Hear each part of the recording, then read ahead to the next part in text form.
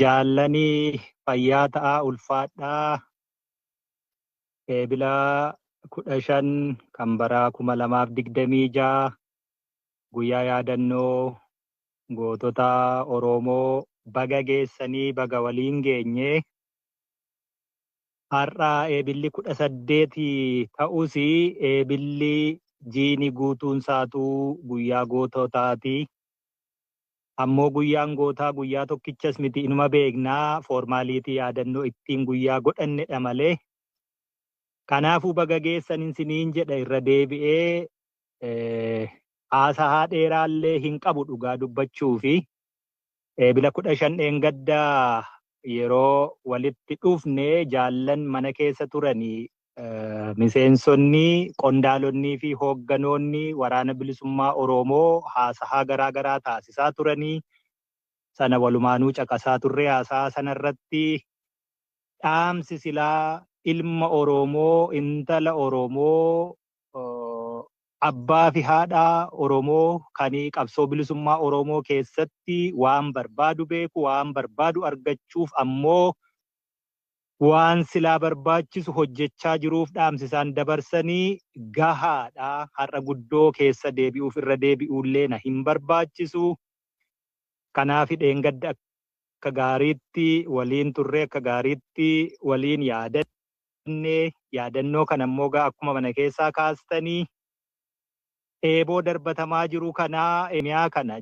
Kanaaf dheengadda akka gaariitti waliin turre akka gaariitti waliin yaadannoo kan ammoo akkuma mana keessaa kaastanii eeboo darbatamaa jiru kanaa eeboo fuuldura sanaa qarataanee waraanuullee dadhabnu ka waraanu qofaa miti waraanuufu irree barbaadaa jinfuu sana warra darbatu warra waraansisu warra irree itti ta'uu taanee jaarmiyaa kana jaarmiyaa abaa'oo oboo keessumaa ammoo abaa'oo oboo parsantii hojii isa guddaa ittiin qabsoo galmaan ga'u qabsoo hidhannoo waraana bilisummaa Oromoo jabeessinaa tinnisna irree itti goonaa sanaa fi nu gidduu deebitanii yoo argamtan bareedaa jennaan affeerraa keessanirraa hirmaachuuf dhufne malee guddoo haasaa dheeraa gochuuf miti.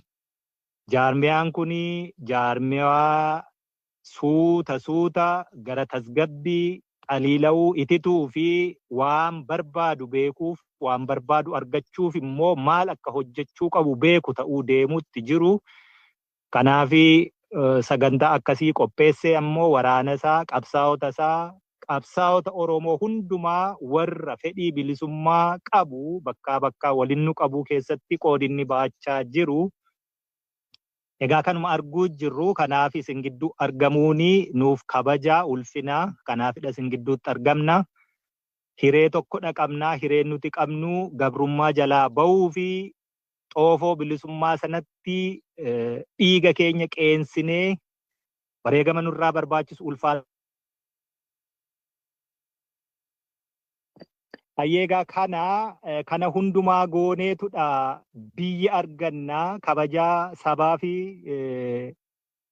olaantummaa biyyi tokko qabaachuu qabdu hiree silaa murteeffachuu qabnu sana bira ga'uu fi gatiidha nu gaafataa gatii sanadha kafaluu jirra waan ta'eefi guyyaa akkasittiin yeroo yaadannu caasaan hedduun jiru kuni haga xurii qeensaallee taatu waa itti gumaachaa jechuudha. Gumaacha sanatu walitti dhufee wal utubee waan barbaannu sana isa xumuraa guduunfaa itti nu godha bilisummaa sanatti gara rarraga bilisummaa sanattis nu oofa jechuudha. Kanaafi jaarmiyaan kun akkasiin jabaataa deemuun sabni hin ijaaramne sabni jaallan dheengadda waan hedduu dubbatanii jechuudha. Wanti nu dubbanne dirreerraa afaan tokko dubbannu suni eenyuyyuu haa dubbatu. Waan waraanni bilisummaa Oromoo keessa jiru ibsaa hiree waan silaa barbaadu akkatti hojjetudha ibsa. Kanaafi bilisummaa kanatti yeroo deemnu waan biraa hin qabnu waan lamuma qabnaa siniin jedhan jaallanillee wanni nuti qabnu itti wareegamu yookaan galmaan ga'u sana yoo ta'uu dadhabde gidduutti mana sagal seenuun gantummaadha jedhan jaallan. Ana miti ka jedhe. Yookaan nama sana yaadicha qofaa kan nama tokkoo miti kan jaalsa baay'eef miti hunda keenyatti akkas jechuutti jira jechuudha. wal ijaarree dirree tokko irratti fiingee tokkoon qajeelfama ulee seeraa tokkoon buluuf yeroo inni nu fudhatetu jira. Burjaajii akka bartee ittiin adeemamaa ture sana keessaa of baafne kufaatii Oromoo kufuu qofaa osoo hin taane bakka tokkotti si'a 2, 3, 4 irra deddeebi'anii mucucaachuu sana gufuu tokko ganamaa haga galgalaa si'a meeqatti deddeebi'anii gufachuu sana irraa of baraaruu fi qabsoo akka bartee sana keessatti baxaraanummaaf sirna dhablummaa saamicha hamaa maqaa qabsoo jala dahatanii qabsaa fakkaatanii afaan qabsoo dubbatanii dhiiga xurii lafee fi lubbuu dhala namaa lubbuu ilmaan kichuu kanaan daldalachuu waan barame sana keessaa baanee afaan har'aa kana dubbachuuf wareegama kaffallee ni beeknaa jechuudha. Amma afaan tokko dubbachuun suni eenyuyyuu eessattiyyuu jaarmiyaa barbaade waan barbaade yoo godhe saamicha barbaade yoo gaggeesse jaarmiyaa ABO bakka hin bu'u. Namicha saamu yookaan namicha nama hatu maqaa qabsoon daldalu caalaa ammoo warra akkasittiin goyyome osoo daandiin isaa jiru akka durii miti quunnamtiin dukkana miti quunnamtiin addunyaa kanaa har'a haala mijeesse jiru osoo walitti lallabnu warri kenne sun immoo hattuu caaluu jechuudha. Kanaafiyyuu nuti jaarmiyaa kana dhaqabna. Jaarmiyaa kanaan alatti maqaa woboo dhaachuu fi maqaa woboon daldaluun hin danda'amu. Biyya keessattis akkaataatti taliignuu qabna. Uummata keenya waliin jirru, ka waliin battalaa lolaa qabannee wareegama kaffalaa jirru. Kanaafiyyuu jaarmiyaa tokkicha qabnu kanadha nuu jabeessa. Yoo jaarmiyaa sana jabeessuun hin danda'amne dhiisanii taa'uu nuu qabsoodha isiniin jedhanii jechuu jaallani.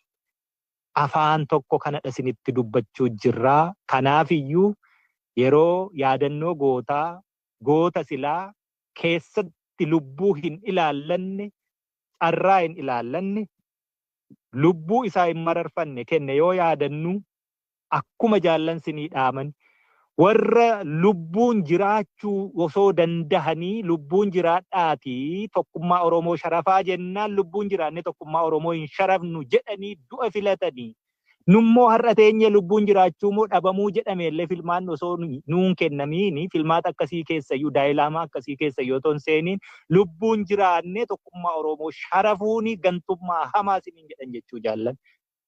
Yoo dhaggeeffattaniitu ta'e, yoo dhageessaniitu ta'e, yoo gurratti simseeneera ta'e, sammuun sin qabateera ta'e kana caalaa wanni isinitti himuun jiru waraanni bilisummaa Oromoo qondaalli isaaf hooggannisaa jechuudha. Kanaaf akkasitti waliin tarkaanfannaa. Egaa bara dheeraa qabsoo gaggeeffame kana bifa haaraanii Oromoo qabsooman qabsaa hujjira jedhee gabrummaa jara gatii jiruumaa fi du'uun qabsooma fakkaachuu qofaatiin ani qabsaa dhofiin jechuurra du'uu qofaa osoo hin taane ajjeesuu danda'u hiikkaa injifannoo jijjiiruutti ceenee jechuudha. Hiikkaa injifannoo jijjiiruu jechuun injifannoon akkitti hiikamu jira. Fakkeenya tokkon sinii kaasagaa haaluma yeroon keessa jiru xiinxalaa waan sanaa miti of kalchaa yeroo keessan illee sirnirraa fudhachuu hin fedhu jedhee haasaatti asii achi keessa seene biyyi har'a addunyaa kanarratti jajjaboo jedhaman Iraanii fi Ameerikaanii warra Israa'elii waliin lolli isaan keessa jiran. Ameerikaa fi Israa'el biyyoota gurguddoo teknooloojii meeshaa waraanaa tika odeessa walitti gurwaa hundaan guddoo ta'an Iraaniin yeroo lolani. Injifannoon hiika qaba. Iraaniif injifannoon hiika qaba. Israa'eliif Ameerikaaf injifannoon hiika qaba. Iraaniif injifannoon ammayyuu still a state, a sovereign state jechuudha. Haga ammaatuu jirti. Haga hundumaa irratti roobe absorb gootee dandamattee still functioning as a state injifannoo jechuudha Iraaniif. Injifannoon hiika qabaan siniin jedhe kanaaf.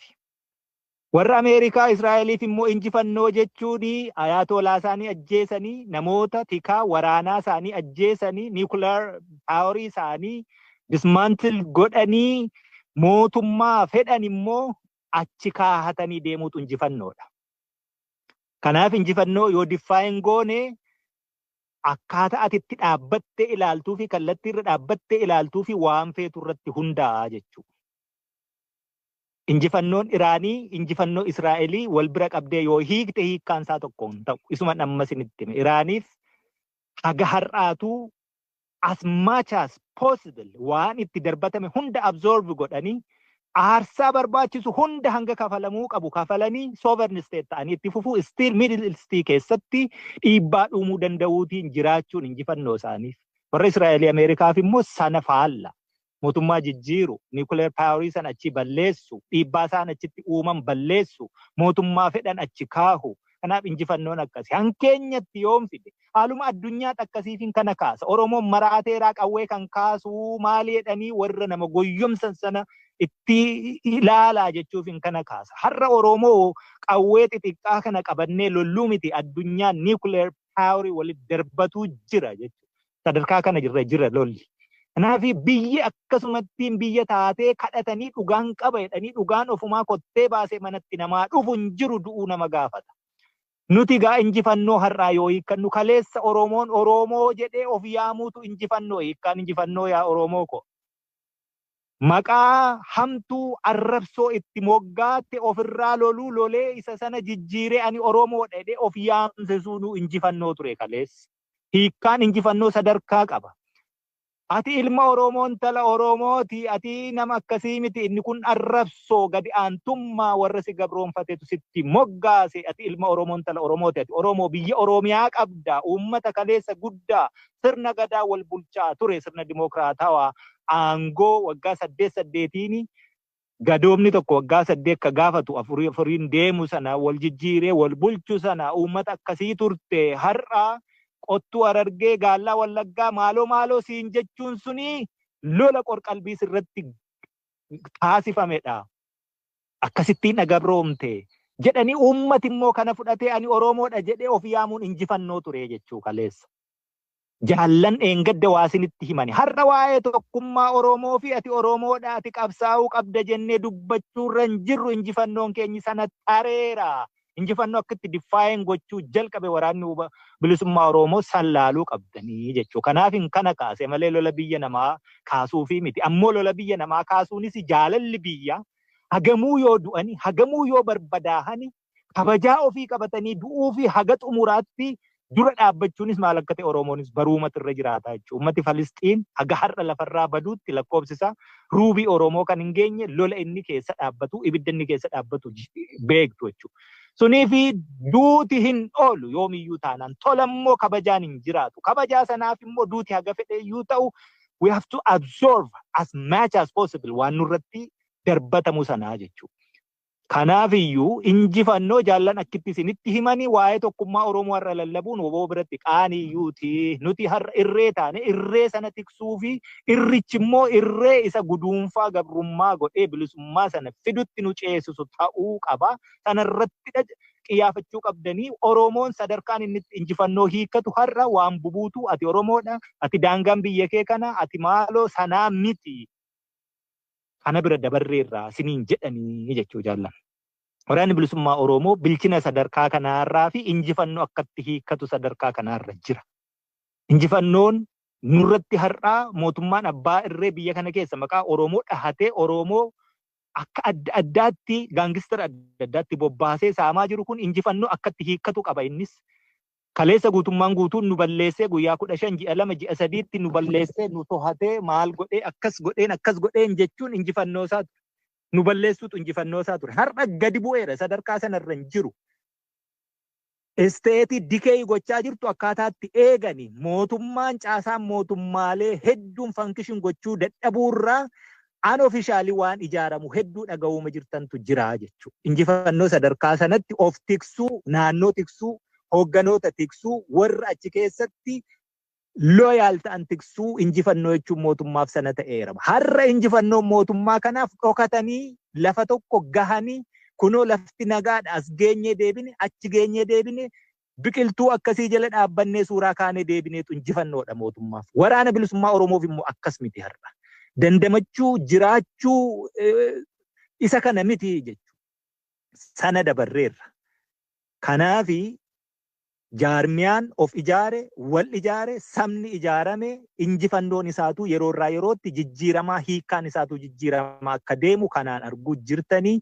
Egaa yaadannoon nu goonu kuni kaanii agartanii yookaan xurree isaanii irratti osoo as achi hin goriin waan isaan kaleessa wareegamanii fi galmaan gahuuf warra hojjetee galma gahuu fi milkaa'uu sana keessatti qooda qabu ta'uu yookaan ammoo xurree sanarraa otoo maqiini hiree isaaniif dhufte sana yoo nuu dhufte osoo hin sodaatiin hin mamiin hiree sana fudhachuu wareegama sana kafaluu riqicha sana ta'uu kanarraa kan hafee kan kanaan ala yaa'u hundisaa gantummaa akkuma jaallan jedhani anillee gajjabeessee sanum dabalaa jechuudha. Yaadannoon keenya akkas ta'uu qaba. Jinfuu qabnee irree sinitti taanee darbannee waraantanii hulluuqxanii akka seentan immoo duubaan si waliin jirra waan qabnuuni. Hundi qawwee qabateen dhukaasu, hundi eeboo sanan darbatu jettan immoo eeyyeen bakka jirtan hundumaatti kunoo bifa mul'ataa ta'een, bifa dhoksaa hin qabne, bifa irra dibii hin qabne mul'ataa ta'een waraana bilisummaa Oromoof kunoo waan hangasii akkasitti jaarmiyaan akkasiin of ijaare godina gamtaa gurmuutiin akkasiin of qindeesse gumaachee jettanii hanna hin qabne, dhoksaa hin qabne akkasittiin accountability ifaa ta'eetiin waan nu gumaachitanis inni kunis ulfaadhaa hanna kaleessa jibbine sana akkaataa itti dhoksaa gola keessa deemanii maqaa qabsoon daldalanii dhiiga maqaa dhahataa lafee maqaa dhahataa lubbuu maqaa dhahataa qabsoo Oromoo irratti hin jiree silmii ta'anii jiraatan sana kuttanii nurraa gatta waan ta'eef kan hafes yoo jiraate eebbi keessanuu eebba sana keessatti warra gaangiriinii ta'e nurraa kaasi yaa rabbi jettan haqa sanaan deemna warri akkasii yoo jiraate illee jiraatu jechuudha. Ayyaanni Oromoo san baatu dhiigni har'a ji'oota kana hundumaa yaadataa jirru ayyaanni goototaa ekeraan gootota keenyaa isaan hin baatu. Kanaaf haasahaanii waluma jajjabeessuu fi waliin jirra. Keessummaa jettanii kabajjanii nu yaamtanii hafuu hin dandeenyu. Lola kamuu haalli kamuu yoo jiraate jechuumaaf dhufne malee hojiin keenya lafarratti hojjenna. Amajji tokko yaadattuu waliin dabarsine waan hedduu jenne namni hedduun qodaa keessaa bahee iyye. Garuu gaalichi akkuma gaafa amajji jedhee ammas irra deebi'een jedha. Hojii isaatti fufee injifannoodhaan walitti deebi'ee dhufee har'a waan gochuu qabdan kana gochuuf xiiqiidhaan walitti dachee. Inni gaafas qodaa keessaa bahee otoo maqaan dhahamiin otoo yaamamiin abbaan of beekaaf o'owwaate suni meerra eessa gahe homaan goone kanaan nama caallaa jechuudha. Jaarmiyaan kun kanaan nama caala. Jaarmiyaan abaaboo huboo biyya alaa kanaan nama caala. Hojii hojjeta lafarratti.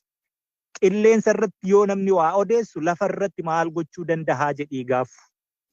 Isa sana kan barbaachisu. Qilleensuma odeessa taanaan deebiitti hin kennin. Innuu ofiisaa du'a. Ofii dikee godhaa jechuudha akka isteetii Itoophiyaa. Itti dhiyaanneerra jaallan. Itti dhiyaanneerra. Akka itti dhiyaanne immoo hiikkaa injifannoo keenyarraa hubachuu dandeessu. Injifannoon garuu lola injifachuu fi waraana moohachuun immoo gargari jechuudha. Being victorious in a battle and winning a war garaagarummaa guddaa qaba. Injifannoon amma jennu kun yoo tiksinee moo'icha waraanaa sana dandamachuu sanarra dabarree injifannoo sana dandamannaa ittiin amma dhufaa turre kana irra dabarree moo'annaa waraanicha guduunfuutti deemuuf immoo waan hojjetamu nuuf jiraa jechuudha. Overnight roomin ijaaramne garuu overnight kufuu dandeessi ta'a. Kanaaf biyya akkitti ijaarratan akkasi. Injifannoon amma hiikkaasaa himaa jirru kuni mucucaatee nu harkaa bahee moo'icha waraana sana guduunfuu nu hanqisuu danda'a waan ta'eef hojiin keenya ammayyuu guddaa fagoo. Hin mugiinaa, hin rafiinaa, daandii irra dhaabbatiinaa. Waan guyyaarraa guyyaatti hojii manaa nutti kennani gaangistara ijaaranii ebeluun akkas jedhee sirbee deebii kennuu fi qabnaa none of our business sana miti. Nuti waan kana iddoo tokkotti qabee fuudhee qodaa tokko keessa kaa'ee balbalatti cufu gabrummaa sana guduunfuutti bilisummaa sana sabaaf fiduutti mootummaa uummataaf ta'u ijaarrachuutti biyya sabaaf taatu Oromiyaaf taatu Oromoof taatu Oromiyaa ijaarrachuu irratti hojjechuu jirra waan ta'eef waan namni hojii manaa nu kenne karaarra dhaabbatee akka daandiirra dhaabbanne silaa gaara yaabbachuu qabnu mudhii geenye yookaan jala dhaabbanne akka boonyu nu taasisan sanaaf deebiin kenninaa jechuudha. Warri sana godhu hiikkaa injifannoo akkaataatti hiikkatutu haalli jalaa babbade hedduu jira sana gochuu jira. Nuni achi hin jirru xumurachuu deemuu jirra. Kanaaf injifannoon nama harkaa ba'uu danda'a. Lola har'a injifachuu dandeessa, diinnis injifachuu danda'a. Lolli yookaan baatiliin yeroo walit dhuftee walloltuu injifatamuu dandeessu suni waraana xumure jechuu miti. Waraana moo'achuutti deemuun nu jira jechuu. Winning victory garaagarummaa guddaa qaba. Ama victory hedduu galmeessuu jirra. But we have to win the war. Lolicha injifachuu, lolicha moo'achuutu nurra jira jechuu. Lola gaafa moone gabrummaatti xumura goonee jechuu. Kanaaf ammayyuu nu hafa. Keessoo keenyatti wanti hojjenne jaarmiyaa tasgabbeessuu, xaleelessuu, itichuu fi nagaa gochuu. Accountable jaarmiyaa ta'e wal dhaga'u wal jala yaa'u, waraana wal dhaga'u wal jala yaa'u, uummata isaa waliin caaseffama walitti tolfatee hojjetu tolfachuun wareegama guddaa nu gaafate suniyyuu. Amma erga isa calalannee isaaniif nuyi jechuurra erga geenye keessoon keenya xaliila amma immoo isaaniif nuyi gidduu lola jiru jira jechuudha. Suni moo'icha isarraa xumura lolicha guduunfaa itti gochuu ta'uutu irra jiraata waan ta'eef ammayyuu wanti nu hafu guddaa hojii jabeessaa lafarratti hojjedha. Nan gabaabsa jedheen na harkaa futta'e na of galchaa hansiniin jedhaa fayyaa ta'a horaa bulaa deebanaa. Injifannoon uummata Oromoof.